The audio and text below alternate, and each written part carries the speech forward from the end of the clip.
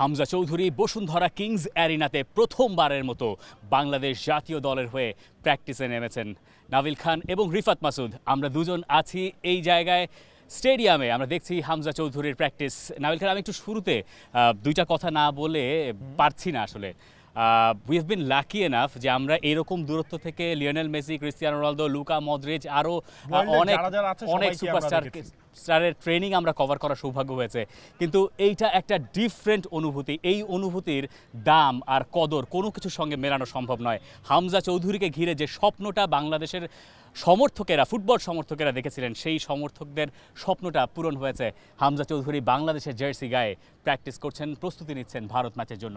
৮ নম্বর jersey Hamza Chowdhury, তিনি training করছেন। এবং দেখুন, এই কিংস অ্যারেনায় এর আগে আমরা কখনো বা বাংলাদেশে কখনো আমরা দেখিনি কোনো দলের ট্রেনিং দেখার জন্য মানুষের এত আগ্রহ থাকে, যেটা আমরা এই কিংস অ্যারেনায় এসে দেখলাম। এবং হামজা চৌধুরী যখন প্রথম মাঠে নামলেন, দর্শকরা চিৎকার করছিলেন, তিনি হচ্ছে সবাইকে হাত দেখালেন। মানে এটার থেকে তো আপনার বড় কোনো পাওয়া আসলে এই দর্শকদের জন্য হতে পারে না।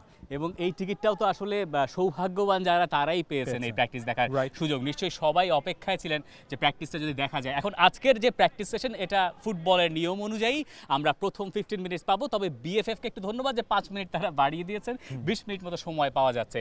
তো হামজা চৌধুরীর আজকের ফার্স্ট ট্রেনিং সেশন দেখে আমরা হয়তো এখান থেকে কিছু বলতে পারবো না, আপাতত এখানে ওয়ার্ম আপ চলছে, এপাশে গোলকিপাররা তাদের ট্রেনিং সেশন চালাচ্ছেন। তবে প্রশ্ন এখন যেটা হতে পারে, এখন আমাদের খেলায় ঢুকে যাওয়ার সময় এসছে, হামজা ঢুকে গেছেন প্র্যাকটিসে।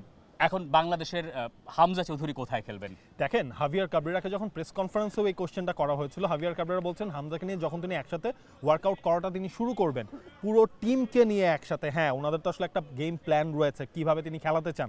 এর জিনিসটা তো আপনার একটা জিনিস আপনার মুখে পড়া এক জিনিস, আপনি যখন সেটাকে কাগজে কলমে ইমপ্লিমেন্ট করতে যাবেন তখন কিন্তু আপনার একটা ডিফারেন্ট এক্সপেরিয়েন্স হবে।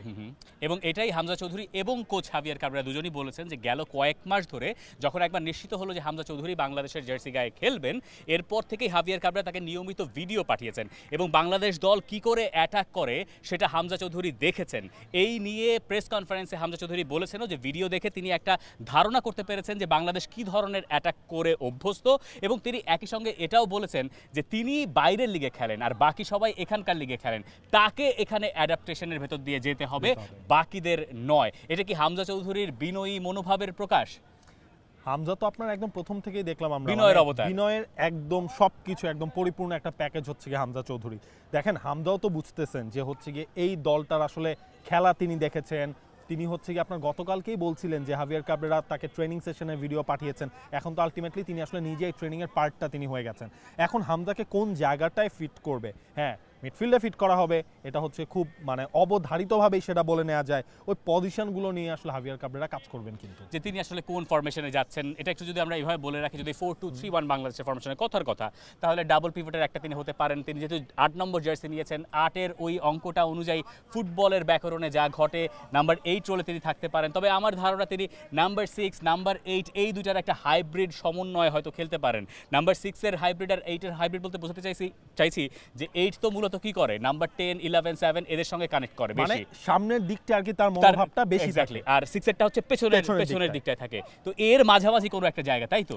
এক্স্যাক্টলি। দেখেন, এই জিনিসটা কি আমরা হচ্ছে বিল্ড আপের সময় কিন্তু প্রায় দেখি দুইজন ফুল ব্যাক হচ্ছে অনেকটা উপরে চলে যায়, ঠিক আপনার পেনাল্টি এরিয়ার দুই পাশে দুইজন হচ্ছে গিয়ে সেন্টার ব্যাক থাকে, তার ঠিক সামনে একটু সামনের জায়গাটা নাম্বার 6 থাকে। আমরা হয়তোবা হামজাকে সেই পজিশনটাই দেখবো না, আমরা দেখবো তার থেকে ধরেন হচ্ছে সেন্টার সার্কেল বরাবর যেই জায়গাটা আছে ওটার আরেকটু নিচের জায়গা। আমরা আসলে এইভাবে বলতে পারি তাকে আমরা সব জায়গায় দেখবো যেখানে দরকার হবে, মানে মোবাইল প্লেয়ার বা utility player. Box to box বলতে আসলে যেই ধারণাটা খুব জনপ্রিয় হয়েছে আধুনিক ফুটবলে, সেরকম কিছুতে আমরা তাকে হয়তো দেখতে পাবো।